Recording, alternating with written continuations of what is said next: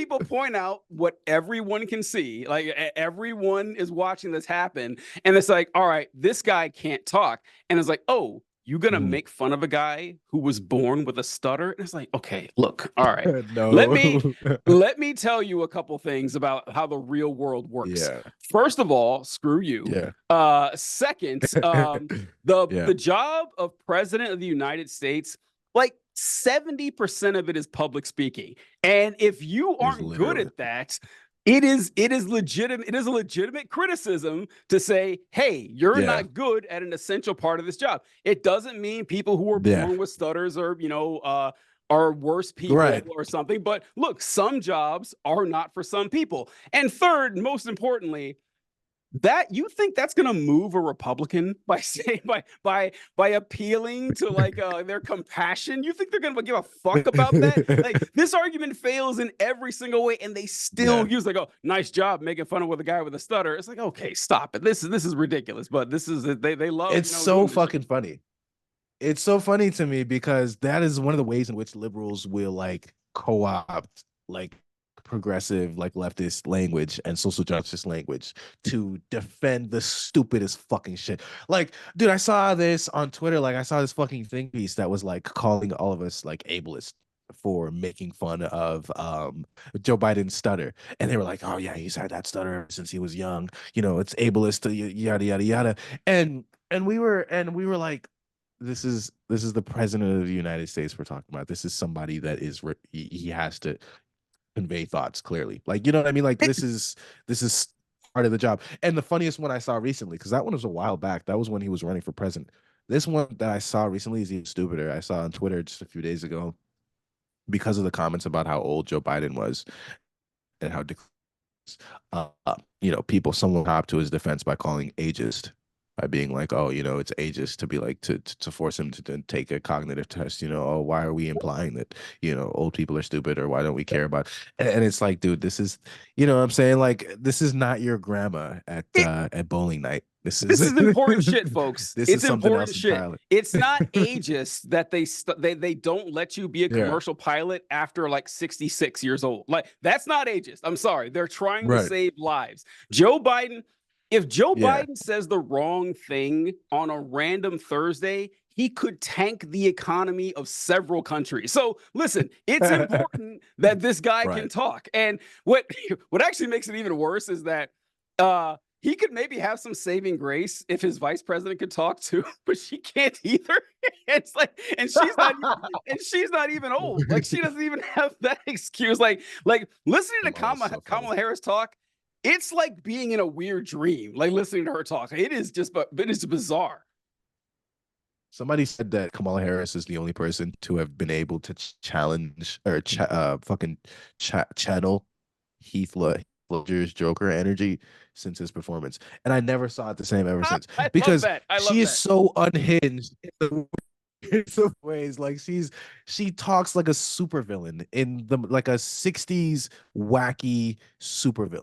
Yeah, It's so funny. yeah. It's like, did you ever see that clip of her stepping out of a building and she's heading onto a bus and she's singing the wheels on the bus go round and round, but it's in like she's like the wheels on the bus go round and round. I was like, wait a minute.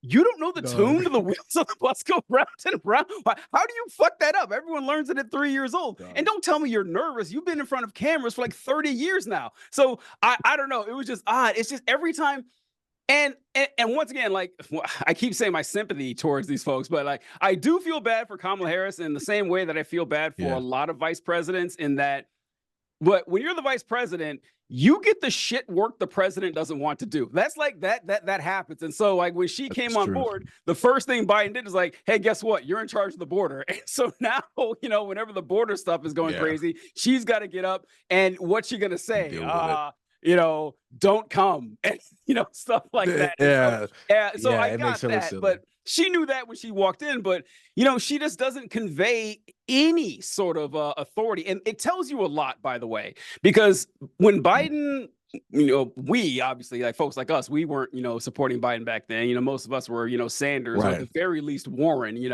but Yeah. but Biden was not our top choice. And so we're like, okay, fine. Biden, they Voltron together and they got Biden when everybody else dropped out.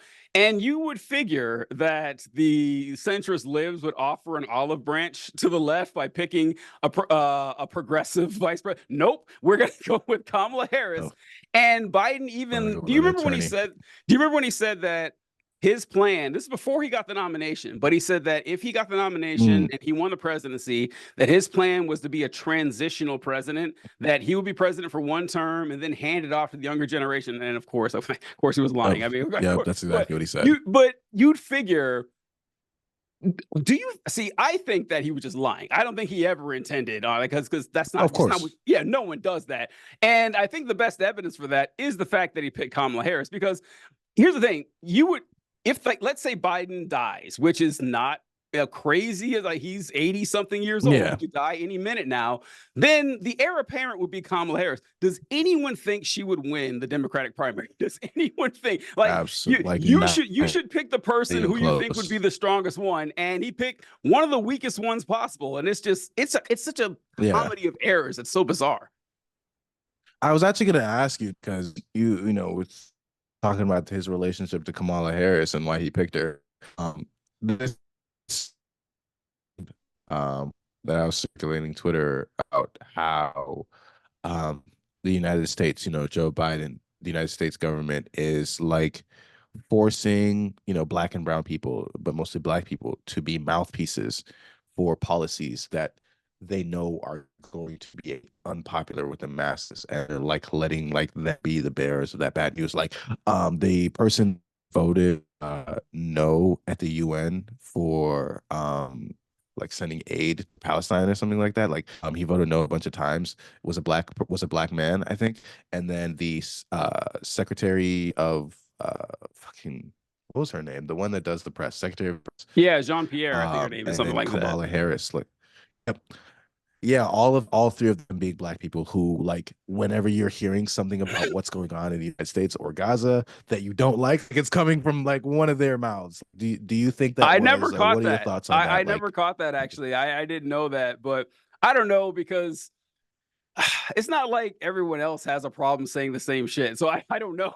Like, I don't know. But yeah, I mean, I've never seen anyone else be all shy about, oh, oh, shucks, Israel, they got our hands tied here. No, I don't know. Like, yeah, right. I hadn't noticed that, but who knows? But I can't Yeah. give you a good, well, I mean, I hate to say this because it makes me sound like a Republican, whatever, is that, why they pick Kamala Harris is because, for, black votes or whatever, which that Right. nothing else honestly makes sense to me. Like, I can't for the life of me understand why you would have picked her. Like, it was not like she did well in the primary. She dropped out before the first primary even happened. So it certainly wasn't to be, your replacement, because you would have picked someone Mm, stronger.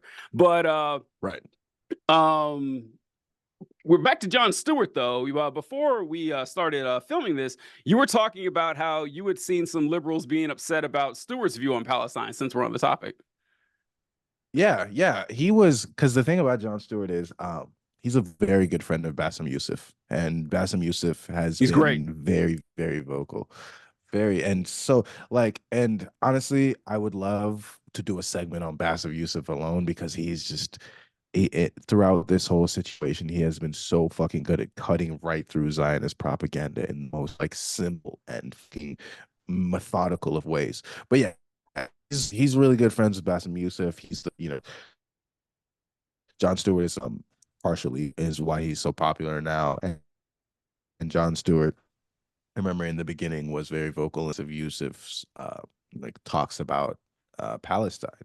And I was just seeing on Twitter about how that has shifted a lot of views of Jon Stewart to, like, I saw like an article. They were like, oh, is Jon Stewart the right person to be in the Daily Show now? Like that's what they were talking about in regards to his, not only his Biden, but his views on Palestine. And I find that really interesting, find it very, very fascinating, because for all intents and purposes, Jon Stewart is not like a crazy, like, he's Fidel not like, Castro, oh, he is not. Israel Yeah, doesn't it's have, Yeah, you know what I mean, right? Like he's not a fucking communist. You know what I mean? Like even in his views, he offers the most what I would consider, in my opinion, lukewarm like attacks on Democrats like Biden and stuff like that. Like he could go way harder. He could go way harder. He could say a lot more that he doesn't. And I find it interesting that I think the Overton window has shifted so far right that somebody like John Stewart, who in any other context would just be like a moderately left person, is now considered to be like this far left, like, oh, he's moving too far left because he's just a little too mean to Joe Biden and he's a little like he's a little too vocal about He his thinks support for Palestine. Palestinians are people. What the fuck? Yeah, that's Right.